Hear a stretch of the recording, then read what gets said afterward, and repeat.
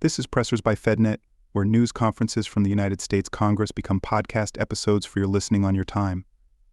Connecticut Congresswoman Jahana Hayes and freshman Michigan Democrat Kristen McDonald Rivet joined Democratic Caucus Chair Pete Aguilar and Vice Chair Ted Lieu at their weekly news conference on February 11th.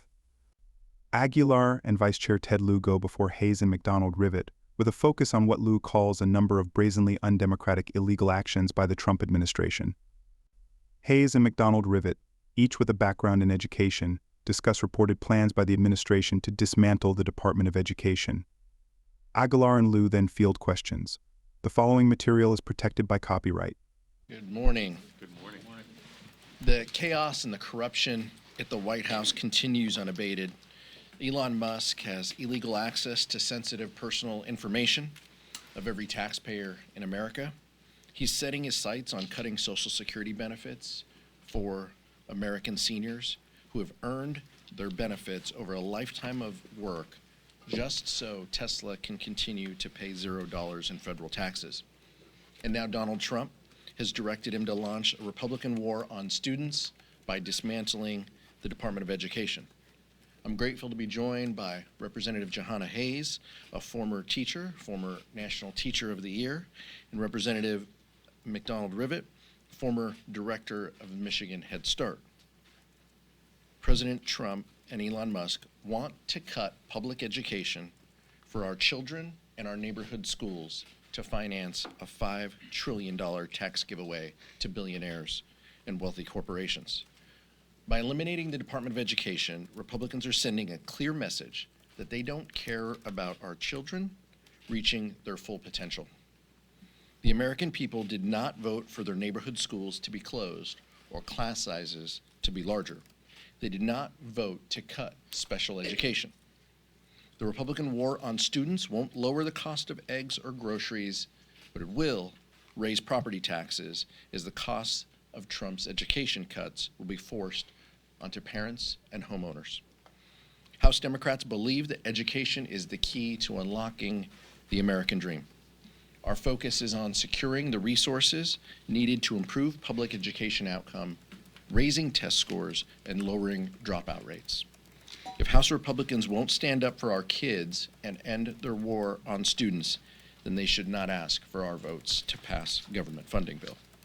Now turn it over to Vice Chair Ted Lieu. Thank you, Chairman Aguilar. The Trump administration has engaged in a number of brazenly undemocratic and illegal actions, and they are losing in court.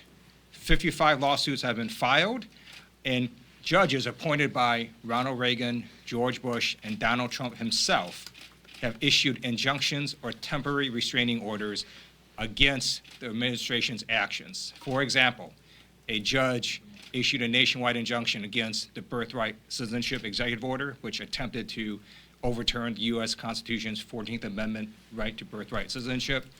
A judge halted the attempted freeze of federal funding. A judge halted the attempted cuts to NIH that would have affected cancer research. A judge halted DOGE access to your private Social Security numbers, and on and on. At the same time, none of these actions by the Trump administration are lowering costs. My wife and I recently went to a grocery store. We went to get some eggs, and we can see the prices of these eggs had now jumped to about $8, but there are no eggs. The shelves are completely empty. Nothing the president is doing is trying to lower costs for the American people, and the American people are now seeing this. A recent poll showed that nearly half of the American people say their costs are actually increasing now. And so we're asking the Republicans and Donald Trump to focus on lowering costs, which they are ignoring right now. And it's now my pleasure to yield to Congresswoman Jahana Hayes, who, in addition to being an amazing member of Congress, as Chairman Aguilar had said, she was also National Teacher of the Year prior to coming in Congress. Thank you, and thank you so much for being here. The Department of Education was created by an act of Congress and can only be dissolved by an act of Congress. This administration knows that, and I suspect, based on what we've seen, that this chaos and confusion, this flooding the zone, is going to rain down on the Department of Education. to try to convince the American people that we don't need it, to strangle out funds meant to support public education, and ultimately just turn off the lights. It's important to understand what it means by Republicans calling to end the Department of Education. The Department of Education does not handle curriculum, instruction, or instructional materials. Those decisions are already made locally by state and local boards of education. But what the Department of Education does handle is civil rights protections for all students. They handle supports for low-income students through their Title I funding. They develop and prepare educators through Title II funding and professional development. They provide resources for English language learners, collect statistics on enrollment, staffing, and crime in school. And the department is responsible for more than $1.6 trillion in federal student aid. 49 million students attend public school in this country, and all of the services provided by the Department of Education are at risk. Of those, 7.5 million students receive special education or related services under the Individuals with Disabilities in Education Act. IDEA makes a free and appropriate public education available to all eligible students. That means the occupational therapist that helps a student just to hold a pencil, because in their brain they have all the information, they just need to figure out a way to articulate that, is at risk. And I think people need to understand that an IEP is a legal document. It is not an education, solely an education document. Ending federal funding or eliminating the department does not end our legal obligation to provide these services to kids. So one of two things will happen. Either local communities will have to make hard choices about what other resources they have to cut to meet their legal obligation to educate these children, or their taxes will go up to replace the funding that the federal government is no longer sending. Now, I've seen the NAEP scores. I'm open to having any conversation to improve education and get better results for students. But I think if we're looking at those scores, we have to be honest. The numbers are brought down by red states who have failed to invest in education over decades. But any real solution that we're talking about for improving educational outcomes for our students cannot be limited to funneling money to private voucher programs, which only about 1 million students take advantage of. What about the other 48 million students? Any real solution has to include solving for the barriers that impede education, the things that cause children to show up not ready to learn, things like housing insecurity, things like empty bellies, things like a lack of health care, no access to FMLA for their families so that their parents can't stay home with them when they're sick, birth to 3 initiatives, pre and postnatal care, gun violence in schools. If you want to have a real conversation about educational outcomes, let's do it. I'm here for it. But Elon Musk, Donald Trump, and the elites in this country don't need public schools. They don't have to send their children to public schools. They can afford to send their children somewhere else. I'm standing up for all the students who don't come from those kind of families, for all the parents who can't afford to make those choices, for all the teachers who greet those students and try their best to give them the type of education that they see in other communities, because they deserve it. So I remain committed to maintaining the integrity of the Department of Education and fighting back against all of these cuts, because this smash and grab tactics and attempts to rob the penny bank of America's children and their future is not something that House Democrats are going to stand for. And with that, my colleague, Kristen McDonald Rivet. Kristen McDonald Rivet. Right. Thank you.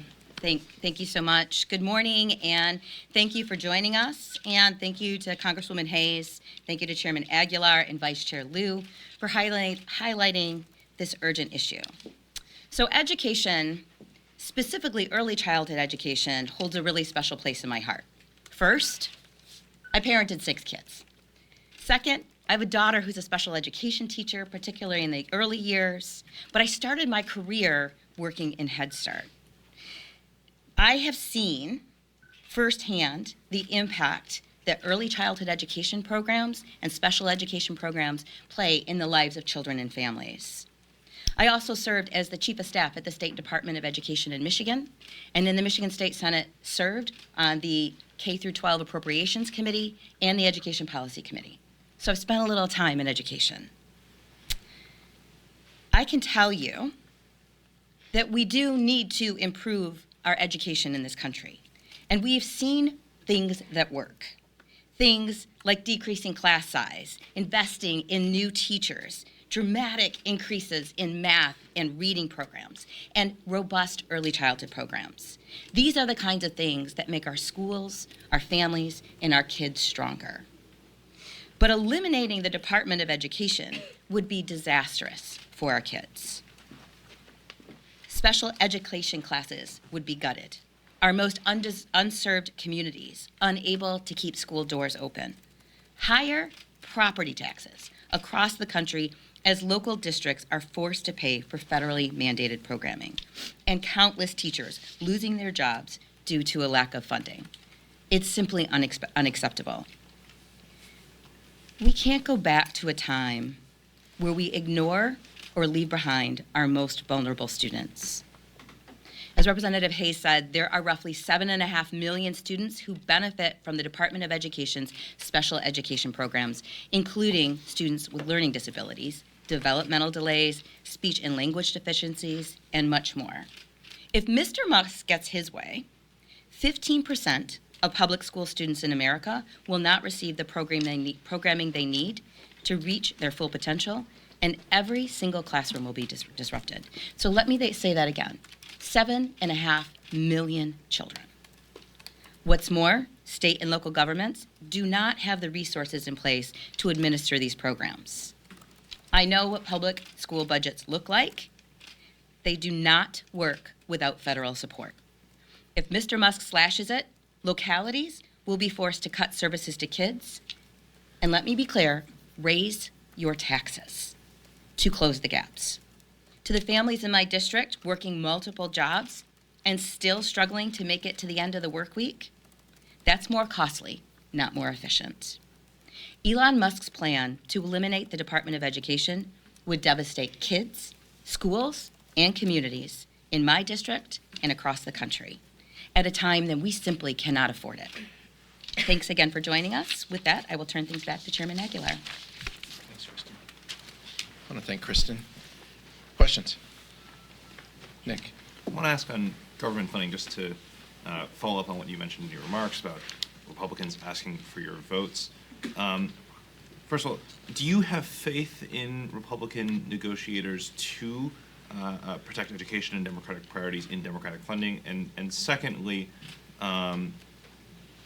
do you believe that Democrats should shut down the government if that is included in there? No House Democrat wants to shut down government. I want to be very clear with that. Republicans control the House, the Senate, and the White House. If they want to keep government open, they should keep government open. We are working with them. Chairwoman Rosa DeLauro will lead our efforts to negotiate and work through issues, just like we have for many years through multiple Congresses. That is our plan. That has always been our plan. If Republicans need votes, they can come to us, and we are happy to negotiate. There is, and I said this last week, there's very little appetite to help Republicans when we don't trust that Donald Trump is going to spend the resources that we've allocated for education, for health care, or even, we don't know, for our defense. With Elon Musk and his unelected friends running through and combing through the federal system, we don't have those assurances. These are not advisory bills. This is not advisory spending levels. This is the full weight of law, as described by the Constitution. We are standing up for the Constitution and our Article I responsibilities, and occasionally there are Republicans who also stand up for Article I Constitution. But we're looking for partners who want to do that. That's where Republicans are. There is no deviation in the House Democratic Caucus as to where we stand and what our posture is. Annie? There are so many things that Democrats are trying to respond to, from Trump's executive actions to Elon Musk's Doge efforts. I know there's a new task force that Leader Jeffries announced yesterday.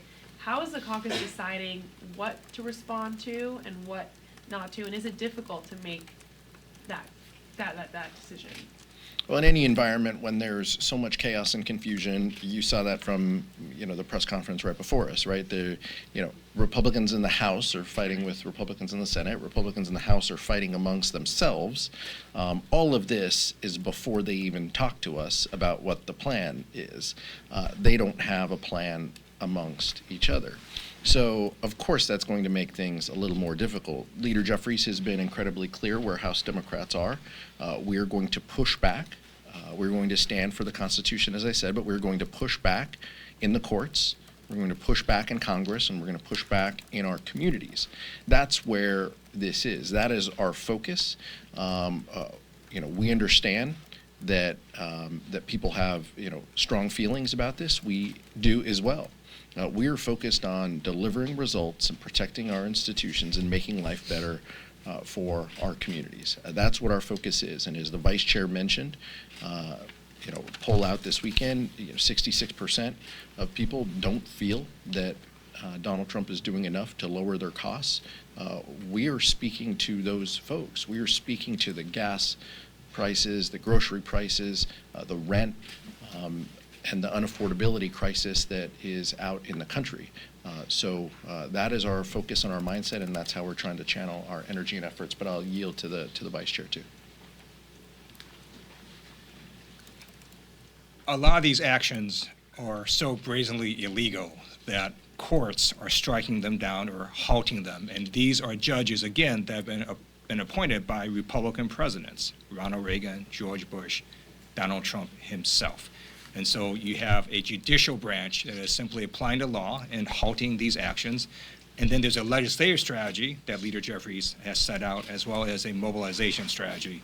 So House Democrats are engaging at all three of those strategies. Can you give more specifics on that legislative and outreach strategy that you just mentioned?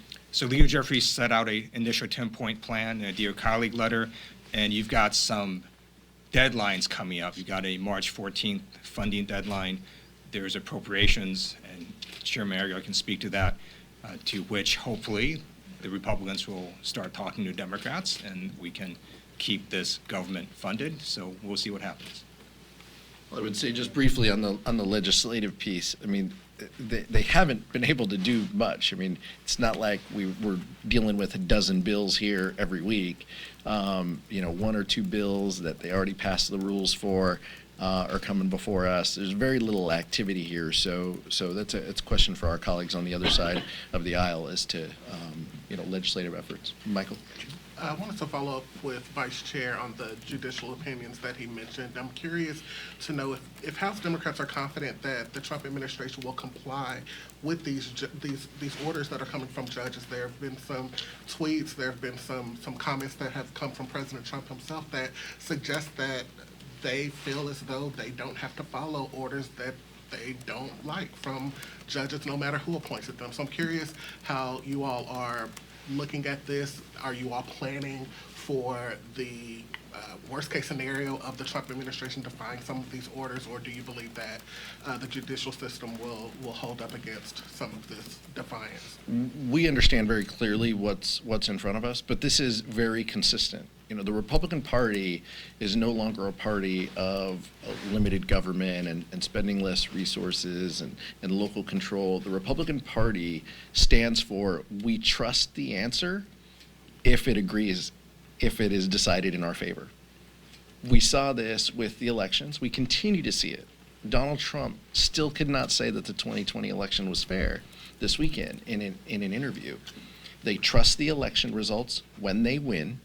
They trust the court decision when they win. When they do not win, they want to burn it all down. that's the consistent theme of where the Republican Party is right now. So it's incredibly, frustrating, but that's where we are, and we understand very clearly the moment that we're in and the danger that they pose ahead with respect to honoring what the courts have decided. I'll yield to the Vice Chair, who's on the important committee here. Every president, including Donald Trump in his first term, complied with court orders. If this administration is going to start ignoring court orders, they're essentially eliminating entire judicial branch, because why even have judges if you're not going to follow their court orders? So we expect this administration to follow the court orders. And I do note that there was a recent case where the judge had said, hey, look, I issued an injunction on the funding freeze. It appears that you're not following it. What the administration came in and said is that, well, you issued on this one executive order, but not this other one. The administration did not say, we don't think you have the authority to do any of this. That's not what the administration said. And then what J.D. Vance said was just clearly insane. If he really wants to eliminate the third branch of government, I think there's going to be enormous pushback from both Republicans and Democrats. Nicole? Thank you, Mr. Chair. Speaker Johnson has said on a number of occasions that he believes that Congress should codify some of these actions that the administration is taking. What are Democrats' strategies to try to counter that? I mean, take, for instance, the Department of Education. There's already a bill introduced by Congressman Tom Massey. So kind of what's the strategy to counter any potential codification down the road? Great. Bring it in committee. Let the Education Committee debate it. Bring it to the floor. If they have the votes to pass some of these things, then we'll see. If they have the votes to cut dramatically public education funding, then we'll see. If Republicans want to genuinely debate costs, we're willing to have those discussions. But right now we see an unwillingness, as you saw from the press conference before, is they don't know a plan. They don't have any idea when this is going to come up.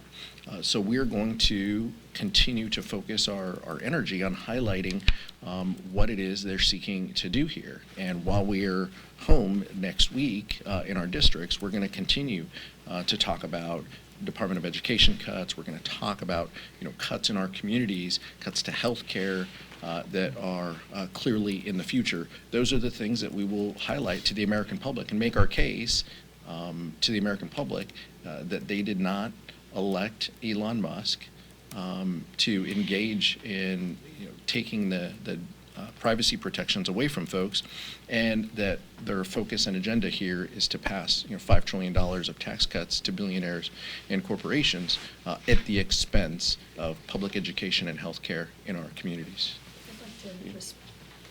I just want to say, there's a reason why they're trying to do this the way that they're doing it and not include Congress. It's because they don't want that oversight. They don't want us to have committee hearings and be able to ask the questions.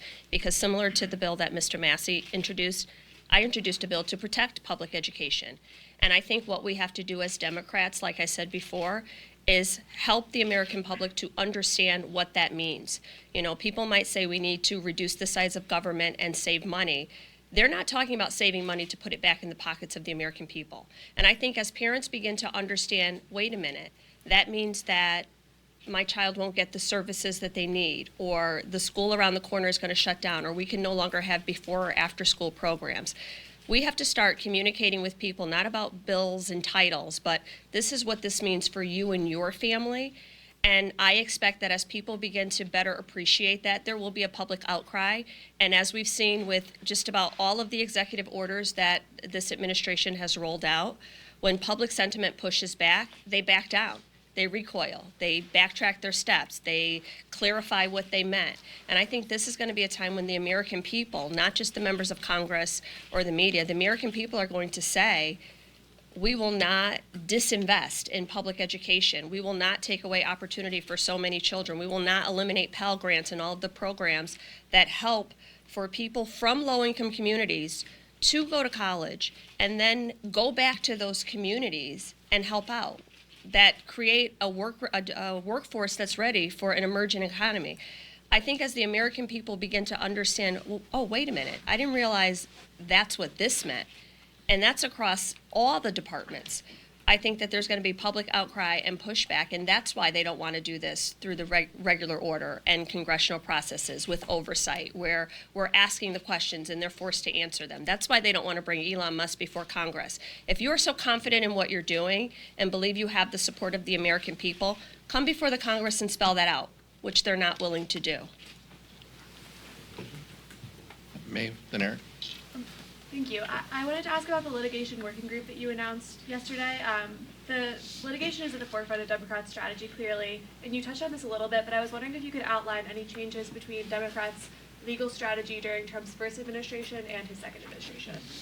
I'll yield to the vice chair with his judiciary background. Leader Jeffries announced this yesterday morning to the caucus, and he announced that Joe Neguse would be playing a role with this. This is, again, a collection between Jamie Raskin and the Judiciary Committee, Jerry Connolly and the Oversight Committee, and Rosa DeLauro. This was meant to serve as kind of the hub of Democratic ideas and input. And then we will communicate that out using the DPCC to get a message to our members. But there's a lot of incoming and a lot of ideas from members, and this was meant as a way to kind of channel those efforts. Now, separate and apart from that, each committee will be engaged and will be forcefully, as you saw, Jerry Connolly, and as you've heard, Jamie Raskin, forcefully pushing back on these ideas within committee. But the working group will play a part in how we communicate that broadly and how we handle the collection of ideas and input from our members. Ted's going to answer. Chairman Aguilar is absolutely right, and one of the reasons for this is because there's so much stuff happening. The American people and even members of Congress may not know about all these different lawsuits and what's happening in those lawsuits. It turns out the administration is losing most of those lawsuits because what they're doing is just brazenly illegal. And so this working group will provide that information and let the members know so that we can communicate in our districts as well as to what's happening through the court cases. Eric? I have a separate question. The Department of Justice is trying to pressure Southern District of New York to drop the charge against Eric Adams. Do you have any comment on that, as well as the Rod Blagojevich part? I don't. The Department of Justice is responsible to ensure that our laws are followed. And usually, in normal times, each of these jurisdictions will be allowed to carry on their work. We saw that in the Biden administration, and we see that Donald Trump and his friends, do things differently. And that's unfortunate because the rule of law needs to be upheld. Whether you're red team or blue team, it doesn't matter. And we rely on the U.S. attorneys to do that. And it's unfortunate that we're getting away from that. But I know that other members of the New York delegation might have thoughts on that too. Chairman, switching gears a bit, Congresswoman Nancy Mace last night took to the floor and took an hour and a half of floor time to basically air out allegations of rape and sexual abuse by her ex-fiancé and a number of his friends. I spoke to a number of Democratic colleagues who say it just wasn't the right time, the right place, and why. I just wanted to get leadership's reaction to that. Very serious allegations that she's made. I'll leave it. That's between her and her constituents. On the timing. I just read a report. I have not seen any of the over hour-long discussion on her floor speech. Very serious allegations, and I would hope that law enforcement will take a look if there is something there. But I'm not minimizing the importance of what she said or the allegations that she's made or the protected manner in which she's doing it from the House floor. Thanks, Mr. Chairman. You've been very clear. There has not been substantial outreach yet on keeping the government open from the other side, and you say Republicans know how to get votes from you all if they need to. I'm just wondering what your expectation is as we get closer to March. Do you expect, if they do come together on a more concrete, detailed framework for a spending bill, that they will bring you in, or what is your expectation, as we get closer to that deadline? Our expectation is that we are treated as equal partners when the four corners meet and discuss, and that's Rosa DeLauro on our side, Tom Cole on the Republican side with their Senate counterparts. We're partners because every spending plan that we have done under the Trump era, under the Biden era, has been done so with that in mind. In fact, we had a deal. We have an existing deal that guides our spending levels for this year. So that's what's a little surprising and shocking, that Republicans still don't want to arrive at a top-line number when it is spelled out in law. Our expectation is that as we get closer to March 14th, we would hope that their outreach becomes more real and that their discussions with us become more substantive about what is necessary to fund government and our expectations that those numbers are followed, that government is funded. Again, as I said, these are not advisory thoughts and ideas. We genuinely believe that when we make a deal, just like we did in December, that deal is honored. And when we make a deal and it is voted into law, that becomes the law of the land and that those spending levels are honored. Anything absent that is a violation of law, according to the Impound Control Act. So that is our expectation. But based on where their leadership is and the dysfunction that we see and the chaos that we see on their side, none of us are making plans for March 15th. That's for sure. Thank you so much. Thank you. Thanks for listening to this FedNet podcast, and be sure to subscribe on your favorite podcast platform. This program is copyrighted by Federal Network, Incorporated, and provided only for informational and educational purposes. Unauthorized reproduction, distribution, or use of this episode without expressed written permission from FedNet is prohibited.